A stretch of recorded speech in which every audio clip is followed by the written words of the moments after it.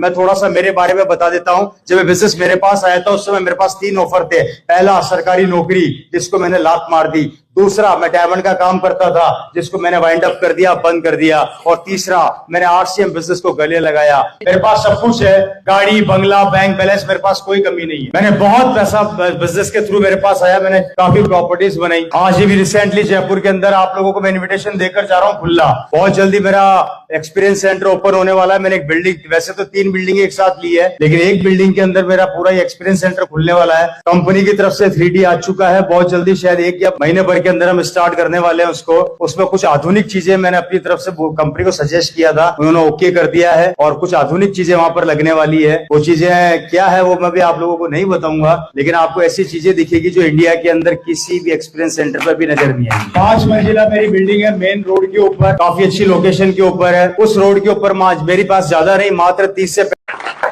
ऐसी एक वॉच मेरे पास है जो लिमिटेड एडिशन की मैं बताने जा रहा था। आरसीएम की ताकत में दिल्ली एयरपोर्ट पे था। बोर तो नहीं हो रहे?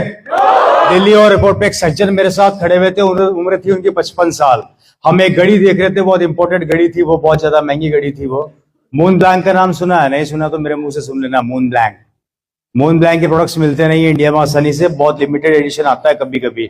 इंटरनेशनल एयरपोर्ट पे मिल जाएगा आपको मून ब्लैंक। मून ब्लैंक की गोल्ड वॉच पड़ी हुई थी, सिंगल पीस था, लिमिटेड एडिशन का। वो भी देख रहे थे, मैं भी देख रहा था, और सेल्समैन हमें देख रहा था। वो ये सोच रहा था खरीदेंगे कि नहीं खरीदेंगे, पता नहीं साले पागल तो नहीं बना रहे। मैंने 2 मिनट के अंदर अपने जेब से अमेरिकन एक्सप्रेस, मेरे पास अमेरिकन एक्सप्रेस से मैंने कार्ड निकाला, पेमेंट किया, गाड़ी उठाई, वहां से रवाना होने लगा। उस सज्जन ने मेरे से पूछा, एक्सक्यूज मी? मैंने कहा यस सर। यार आपने इतनी महंगी गाड़ी 2 मिनट में खरीद ली, आप क्या करते हैं? मैंने कहा आजा कोपचे में। जल्दी आप लोग मेरे को मेरी वैनिटी वैन में भी देखेंगे। वैनिटी वैन को जानते ही हैं, मेरी वैनिटी वैन तैयार हो रही है दिल्ली में। उस वैन में 1.5 करोड़ रुपए खर्च कर रहा हूँ मैं। 1.5 करोड़ रुपए की सिर्फ वैन बनवा रहा हूँ, जिसमें मैं अंदर ही सोऊंगा, अंदर ही खाऊंगा, कहीं पे जाने की जरूरत नहीं है। मीटिंग करने भी उसी में जाऊंगा, कोई रूम किराए पे नहीं लेना। अंदर वैन खड़ी करी, अंदर आराम से सबको, सब फैसिलिटीज कंप्लीट। अगर शाहरुख खान घूम सकता तो उनके शाहरुख खान से आज मेरे पास सब कुछ है। आज मेरे फादर इस दुनिया में नहीं है, मेरा लाइफ स्टाइल टोटली अलग है। जिस चीज पे मैं हाथ रखता हूँ मेरी हो जाती है। पैसे की मेरे पास कोई कमी नहीं है। मेरे वो सपने जो मैंने सपनों में भी नहीं देखे थे वो भी पूरे हो गए। क्या बोल रहा हूं मैं? जो सपने मैंने, हिंदुस्तान का ऐसा बड़ा कोई शहर नहीं है जहां पर मेरी खुद की प्रॉपर्टी नहीं है। जयपुर के अंदर मेरा मॉल का काम चल रहा है, शायद आप लोगों को नहीं पता, बता देता हूं। मैं बहुत बड़ा मॉल बना चुका हूं, 1.5 महीने में कंप्लीट होने वाला है। मैं अपने बैंक पर जाता हूं, मेरा सीए मेरे से बोलता है, मैं सॉरी मेरा बैंक का मैनेजर, सही साहब रवि इधर आ। मैंने कहा बोलिए। बोले 25 साल से इस बैंक में नौकरी कर रहा हूं, 25 साल मेरे को इस बैंक के मैनेजर बने हुए हो गए। मैंने मेरी जिंदगी में बहुत से बिजनेसमैनों को देखा जो बैंक में आते हैं, पैसा जमा कराते हैं और निकालते भी है। ये पहला भूत है तू जो बैंक में सिर्फ आता है, निकालता है, जमा क्यों नहीं कराता? मुझे याद नहीं आता दोस्तों कि मैंने कभी अपने अकाउंट में 1 रुपया भी जमा कराया है। क्योंकि मेरी पाइपलाइन कहां से आ रही है? अपने घर में कनेक्शन दे लो फटाफट। 30 तारीख को बिजनेस क्लोज होता है। 1 तारीख के सुबह 7 बजे मैं स्टार पर्ल होता हूँ, 10 बजे मैं एमरल्ड होता हूँ, लगभग 11 साढ़े 11 बजे स्टार एमरल्ड होता हूँ, दिन में 2 बजे के आसपास में रूबी होता हूँ, और शाम को 4 बजे मैं स्टार रूबी बन जाता हूँ, और रात को 9-10 बजे तक मैं सफायर बन जाता हूँ, और नेक्स्ट डे शाम तक आते आते मैं स्टार सफायर हो जाता हूँ। ये मेरे 1 या 2 दिन का बिजनेस है। अभी पूरा महीना बाकी है, पूरा महीना अभी काम करना बाकी है। हेलो, मेरी बात समझ में आ रही है? अगर आप लेके स्ट्रक्चर की बात करते हैं तो मेरी एक तरफ है मिस्टर सुरेंद्र बंसी जो डायमंड है, और मेरी दूसरी तरफ है विजेंद्र सिंह राठौर जो डायमंड है। आरसी में टोटल 3 डायमंड है, जिसमें से 2 डायमंड मेरे ग्रुप में, एक इधर और एक इधर है, और दोनों का टर्नओवर 50-50 करोड़ से ऊपर का रहता है। इसलिए मेरा टर्नओवर 100 करोड़ से ऊपर का रहता है। अगर आप इनकम से प्रभावित होते हैं, पैसों से प्रभावित होते हैं, तो मैं 6 लाख रुपया महीना जीएसटी भरता हूं साहब। इनकम अलग है। कितना जीएसटी भरता हूँ, इनकम अलग है। इनकम नहीं बता रहा हूँ, जीएसटी बता रहा हूँ। हिसाब लगाते रहना, राइट? अब आगे बढ़े। अगर आप पैसों के अलावा प्रभावित होते हैं कारों से, तो मेरे पास 1 से बढ़कर 1 कार है, मुझे बताने की जरूरत नहीं है। पूछ लेना अड़ोसी पड़ोसी से, बता के मैं भी बोर हो गया। बता दूं, मेरे पास मर्सिडीज है, मेरे पास BMW है 2-2, मेरे पास ऑडी है, मेरे पास किया सेल्टोस है, मेरे पास स्कोडा है, मेरे पास रिसेंटली अभी मैंने वो परचेज करी है, क्या बोलते हैं उसको, स्कॉर्पियो ली है और अब मेरा ड्रीम है एक कार लेने का जो मेरी सबसे प्रिय कार है और दूंगा रॉल्स रॉय। क्या खरीदूंगा? जिसकी कीमत ज्यादा नहीं है, मात्र 8 करोड़ है।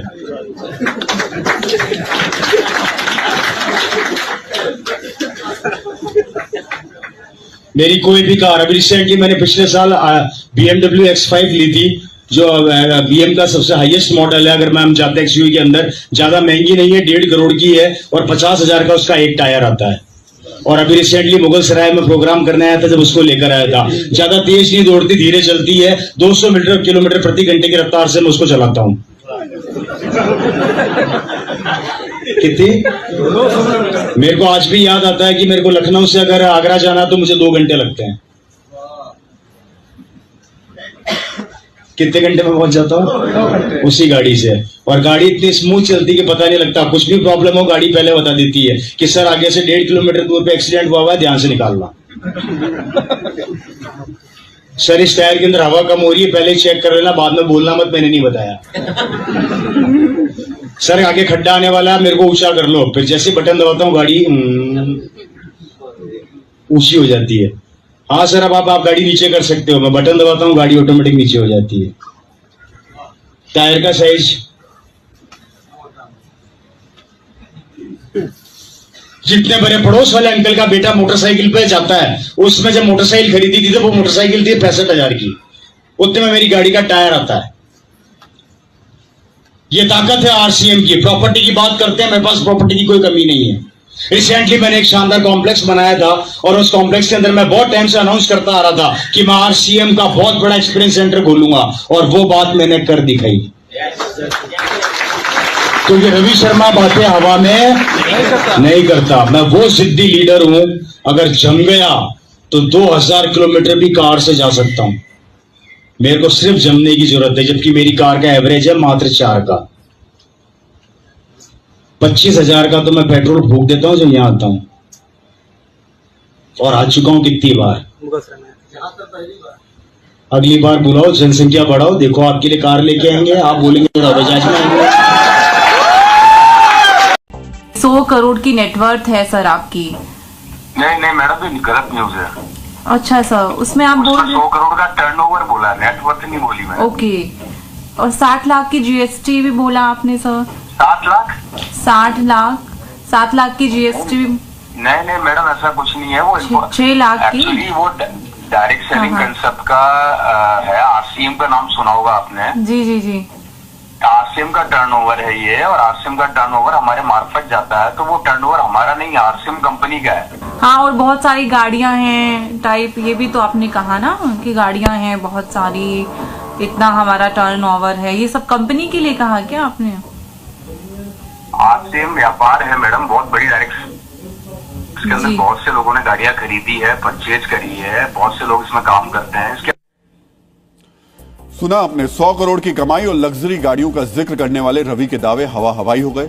जब इस झांसेबाज को लगा कि उसकी ठगी का पर्दाफाश हो गया है तो वो सफाई देने लगा, यानी उसके दावे झूठे हैं। सिर्फ आम लोगों को ठगने के लिए ऐसे दावे किए जाते हैं। ऐसे दावों का सजा का प्रावधान भी है। ये फॉल्स इंप्रोनेशंस का पार्ट होता है कि झूठे वादे करना और उससे आदमी को लोभ और लालच के तौर पे तैयार करना। अभी जो नए कानून आए हैं उनमें BNS में इसका स्पष्ट प्रोविजंस किया गया है कि झूठ बोलना या झूठा आश्वासन देना, उस पर दंडिक कार्रवाई की जाएगी और उस पर सजा का प्रावधान रखा गया है। रवि शर्मा जैसे लोग सिर्फ पैसे नहीं ठगते, आम आदमी का भविष्य भी चुराते हैं। इनके निशाने पर छोटे शहरों और ग्रामीण इलाकों में रहने वाले वो लोग होते हैं जो जल्द अमीर बनने का सपना देखते हैं। हम आपसे कहना चाहेंगे कि धन कमाने के लिए परिश्रम ही एकमात्र रास्ता है और परिश्रम का कोई शॉर्टकट नहीं होता। अगर आपके आसपास ऐसा कोई झांसेबाज दिखे तो उससे सवाल पूछे, और हाँ, अगर आपको रवि शर्मा दिखे तो हमें जरूर बताएं। अपनी अमीरी के किस्से बताने वाले नेटवर्क मार्केटिंग के युवक के घर पड़ा इनकम टैक्स का छापा, मिले कुल 50 रुपए।